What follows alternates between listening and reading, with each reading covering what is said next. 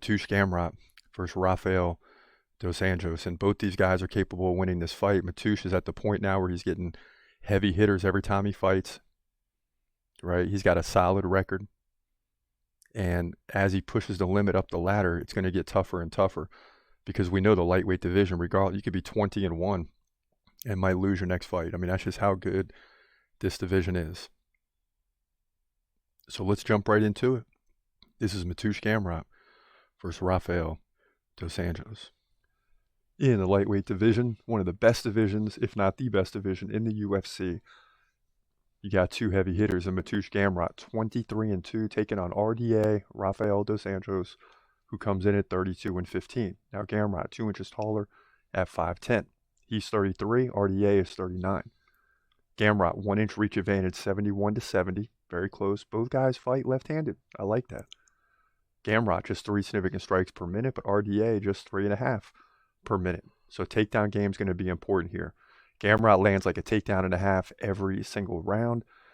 RDA lands like 1 every other round, although he's just a little bit better than that, like 2 per every 3 rounds. So both guys not very active on the feet. They can be if they need to, but they want to get this fight to the ground, and RDA wants to control this fight up against the fence. So keep an eye on that during this fight. Gamrot, 90% takedown defense. That's incredible. He beat Rafael Fiziev. That was a big win by KO. He beat Jalen Turner, who I believe at that time was coming off a 5-fight win streak. He beat him by split decision. Had 4 takedowns, but only 29 significant strikes in that fight. The key was, though, is that he held Jalen Turner, a striker, to just 40. And that's because of the takedown game. So he didn't do much with it. No submission attempts, but kind of grinded out a victory in that one. And it was a big victory to boot. Now RDA, 56% takedown defense. That's going to be a problem. Lost to Vicente Luque by unanimous decision.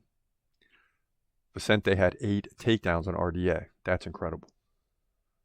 Now RDA did beat Brian Barberena by submission before that. Lost to Rafael Fiziev by KO. So RDA got KO'd by Fiziev.